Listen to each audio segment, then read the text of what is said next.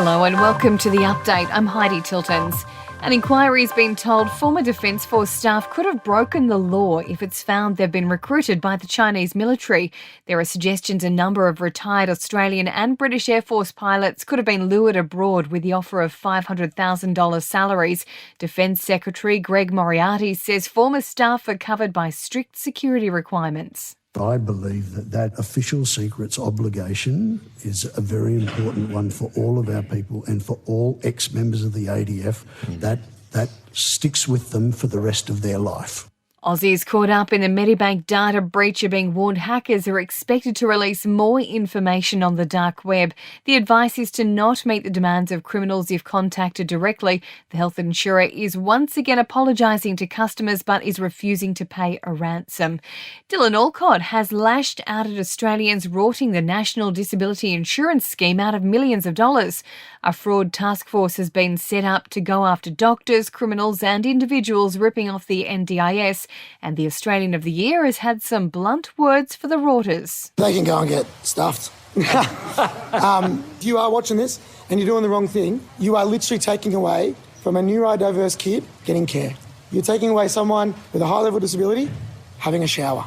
Former Australian cricketer Michael Slater has lost his bid to have assault and domestic violence charges against him dealt with on mental health grounds. The former commentator has been sentenced to a 2-year community corrections order after pleading guilty to 7 charges, including common assault and stalking. 2 people have died in a mid-air plane crash in Queensland. Police believe the light plane collided with the glider it was towing, with both planes then crashing into a paddock. There are calls for parents of twins or triplets to be given more paid leave. The federal government has announced extra time off for those who have a single child, but often those with multiple births are overlooked. And Volvo will stop selling petrol vehicles in Australia from 2026. The move comes 4 years earlier than its plan to stop making hybrids globally.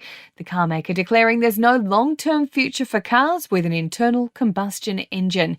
In sports, Socceroos youngster Garang Kuol says he's looking forward to testing his skills against some of the world's best players in person at the World Cup.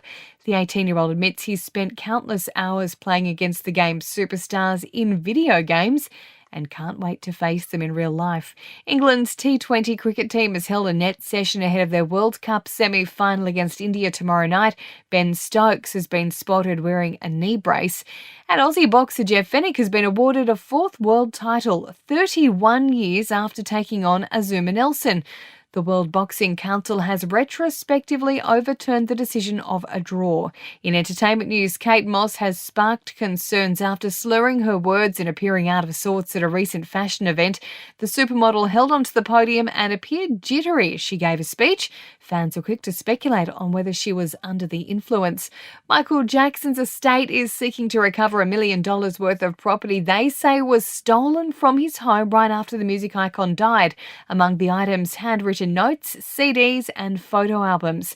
And despite all the controversy, Johnny Depp looked cool as ever, making a cameo in Rihanna's 4th Savage X Fenty show. The actor sporting his signature necklaces and silk Savage pyjamas. And that's the latest from the Nova Podcast News team, but we'll see you tomorrow morning for another episode of The Update.